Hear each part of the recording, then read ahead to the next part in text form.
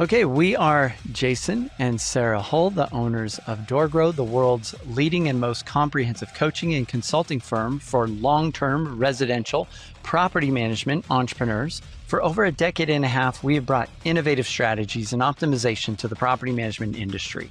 At DoorGrow, we are on a mission to transform property management business owners and their businesses. We want to transform the industry, eliminate the BS, build awareness, change perception, expand the market, and help the best property management entrepreneurs win. Now, let's get into the show. All right, so today's topic, we're going to talk about how to make the decision as a property management business owner to hire, how to effectively decide it's time to hire, and how not to screw this up. So we're not going to get into the whole hiring process. We've talked about that a bit on some other episodes. If you'd like to hear more about that, reach out to us or check out our other episodes. But today we're going to talk about how to make the right decision of who to get and when to hire and who you need in the business. Cool. One bad hiring mistake is usually a 10 grand minimum mistake. And anybody that's gone through hiring a lot of team members, like I've hired lots over the years, and some of them can be pretty painful when you make a bad move. So you want to make sure you make good decisions. So here's how most people do it,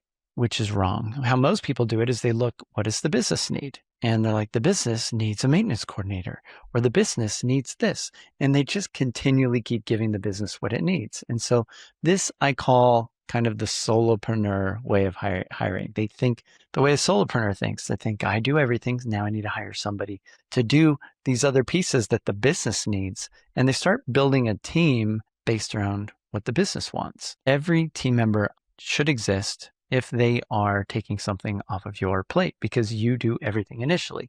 Now, they're like, oh, well, I'm doing the maintenance stuff, so I need a maintenance coordinator. And that's kind of works. But the problem is if you continually build your team based on what the business seems to be asking for and what it needs, and you're not taking care of yourself, you end up with an entire team and you're still miserable in your own business. And this is pretty much most business owners at NARPM.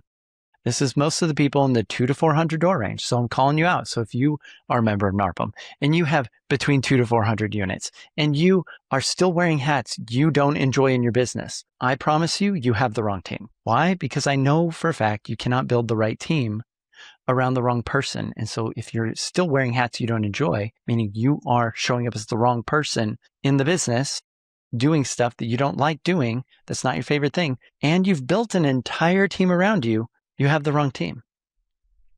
All right. So how do we fix this? Well, first you have to know that is your case. So sometimes you talk to people and they have no idea. They don't realize. They go, oh no, I have a great team. My team is awesome. I really like. So yeah, it's hard to fix a problem if you don't recognize that it's the problem. It's almost like when you have a plumbing leak. It's hard to fix that leak if you're not sure where the leak is coming from. So we need to identify where the issue is and then rip the walls open.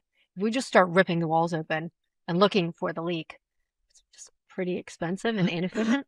So we need to recognize, hey, there's a plumbing leak here. And then we need to identify where is the leak and what is the actual problem. So I'd say that's the very first thing. And sometimes that's also really hard for people to do, especially when they're attached to their teams. No, I love my team. How many times have we heard that? Yeah. I love my team. My team's great. Yeah. So, but they might be great. You might have great people, but they are not your ideal team because you're still involved in stuff. So usually what we do is we have them do a time study. This is how we figure out 5 different currencies: time, energy, focus, cash, and effort. These are the 5 things that you have to invest in the business, that the business has to invest. These are your resources. And in order to hire a new team member, bring somebody else in, you have to make sure that if you're going to reallocate these resources, you've got to do it in a way that's really effective. Otherwise, this could be dangerous. So a lot of times I'll share the analogy so people understand how important this is. If you've ever seen Indiana Jones and the Temple of Doom, Indiana Jones, he's running from this giant boulder. He's carrying this gold statue. He's trying to get out of there, and this boulder's rolling down the hill at him, and he's trying to get out of there as quick as possible. Otherwise, squish, Indiana dies, right? So this is a great analogy for business. So here's how I look at this. Imagine this picture. There is an entrepreneur running from the boulder. What is the boulder? Expenses. It's always moving. It's always coming after you. And sometimes that boulder picks up speed or grows as the business grows. And so that's expenses. Indiana Jones running, that's sales and revenue generation and generating cash, like for the business. The gap in between Indiana Jones running and the boulder, which is expenses, is cash flow. If the business runs out of cash flow, the business is essentially dead. The business dies, or it goes into debt, which it's just eventually going to die. So we want to make sure that we are constantly generating revenue. The speed, the slope of this path is the speed of which the business grows. And so if we want to grow really fast, we spend a lot more money. There's a lot more expenses. Everything's moving a lot faster. And so this is where hiring can cause some big problems, or rolling out new tech can cause big problems because we get distracted and we're no longer focused on revenue generation. And that has to stay the main thing. So you've got to keep running and you can't stop. And unless you're able to somehow dramatically reduce expenses so it slows down or it's less scary, but you've got to keep running. So we do a time study, and this helps us figure out time, energy, focus, cash, and effort. Where am I currently investing all of this? And is it giving me what I want? Is this according to my highest priorities and what I need? So this is the lens we look at for you. So imagine a Venn diagram with two circles. Circle on the left is you. Circle on the right is the business. Most entrepreneurs build their team, build their systems, build the business, only focusing on the business. And so they end up neglected and they end up more and more miserable, and they end up with a business that becomes like almost like a master to them. You're like a slave. If you ever felt like waking up and you're a slave to your own business, you've put too much attention on the business and not enough on yourself. What happens if your expenses catch up to Indiana Jones? Squish. Right? He gets squished. And as a business owner, it's not a great thing to feel squished. But there is something that probably should be squished, and that's pests. Yuck. So moving into a new place is exciting, but setting up utilities, that's a big pest, isn't it? Yep, that's where Utility Profit comes in. It's a free tool that property managers share with their tenants during move-in, and it completely takes a headache out of getting the utilities set up. So it's less stressful for you and for them. So here's how it works. Tenants get a personalized page with their utility options that are already mapped out for their specific address. Things like internet, electric, gas, you name it. They pick what they need. They set everything up and it's all in one place. No Googling, no back and forth with landlords saying, hey, who's the electric company here again? Ever heard that one? And for property managers, it's white labeled, so it feels like part of your own onboarding process. You get notified once your tenant's utilities are set up. It's one less thing for you to follow up on your probably never-ending list of things to follow up on.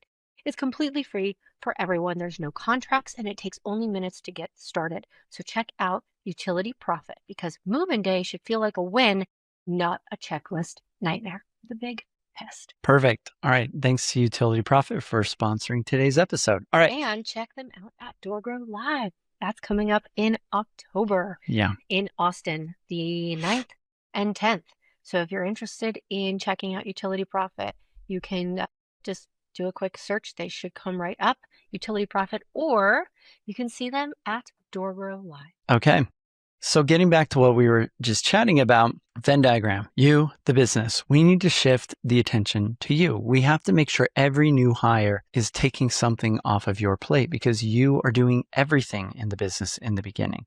And so if you do a time study, you'll be able to see, where am I investing time? What is that time worth financially? Where is my focus currently? Is this helping me reach my goals? And then we look through a lens for the business, which is the 6 core functions, which is lead gen, nurture, conversion, delivery, lifetime value, and financial. And so then we're looking, what does the business need most? So what does the business need most and what do you need most? And the overlap is where you make your best decisions. So every team member should be born out of a time study. Basically, when we have our clients do a time study, one of the big factors is energy. It's like, is this a plus sign for you or a minus sign? Does it give you life or energy, or is it taking it away? And if it is a minus sign, we need to find somebody that this would be a plus sign for them and bring them in. And so you're able to give your minus sign to somebody else that enjoys doing it. And this is how we free you up from the business and how we make sure we're hiring somebody that makes sense. And this person should be helping the business improve your cash flow situation, which means If you're the revenue generator, you're the salesperson, or you are your own BDM, that means we're freeing up your time doing minus signs that are also financially draining and getting you to spend time doing revenue generating activities. And that's a really awesome trade. You're basically trading and giving up a little bit of money to go be able to make more money. And then it's a smart decision to make because that's what the business maybe needs as well, is more lead gen, more nurture, conversion. Those first three functions are sales. So this is how we make the decision to hire. So every new hire, I think, should be born out of a time study. Every new tech or new system you roll out should be born out of a time study, because otherwise you're just adding expense. You're just adding stuff. You're just adding people. And it's not actually giving you more fulfillment, more freedom, more contribution, more support. And this is the point of having a business, is you should get more of what I call the 4 reasons. Usually the first person that we recommend that people hire is what? An assistant. Which is wild, because a lot of times we'll see a business owner with an entire team, and what don't they have? An assistant. And sometimes they'll even have team members. Talked to somebody, a few hundred doors, doesn't have an assistant. And I went, ew, why? What's really funny is a lot of times as business owners, because we're hiring and getting what the business needs and not taking care of ourselves, we will even see team members that have assistants. Oh, we have a property manager and an assistant property manager. And yet the business owner is still involved in a lot of things and doing really low level, financially ineffective tasks that are like low level, that your time probably as a business owner should be calculated based on what the top line revenue of the company is, divided by like 40 hours a week, divided by, 50 weeks in the year. So basically divided by 2,000, your annual revenue. That's what your hourly rate should be sort of judged by. And so, if you're $1 million business owner, your hourly rate is probably like $500 an hour or something like this. And you might as well just double it just for perspective. But the goal is to get you to a place where you are worth that amount of money, and you're not doing $5 an hour tasks that maybe, or even less, that maybe AI could do, maybe $10 an hour tasks that a good VA in a foreign country could do that's really seasoned, maybe $20, $25 an hour tasks that a decent US-based team member could do. And so you want to make sure that you are doing stuff that makes sense for your business. Otherwise, you are losing money. It's hard to argue when you go, well, you're spending 70% of your time doing tasks that cost $20 or less. And then they go, it's kind of hard to argue with that. And then it starts to become very, very clear that, we need to make some shifts in the business. Yeah. If I ever hear a business owner and I ask, who's your main salesperson? Who does the business development? And they're like, that's me. Cool. What are you spending most of your time doing? If they don't say that thing, there's a problem, because sales is the lifeblood of the business. They're like, I want to grow. Cool. Who's your salesperson? Me. Cool. What are you spending your time doing? Maintenance coordination, leasing, inspections, posting notices. Cool. So if you're great at doing sales, or you have a team member that's great at doing sales, your whole job is to free up that person's time. If it's you, free up your time to allow you to spend more time doing sales. Otherwise, it's kind of like buying a Ferrari, paying for it, and then you're using it to plow a field, as I usually say. That does not make sense. It doesn't make sense at all. Literally does not make financial sense. All right. Cool. So that's today's episode. So if you've ever felt stuck or stagnant and you want to take your property management business to the next level, reach out to us at DoorGrow.com for a free training on how to get unlimited free leads. Text the word leads to 512-648-4608. Also join our free Facebook community just for property management business owners by going to DoorGrowClub.com.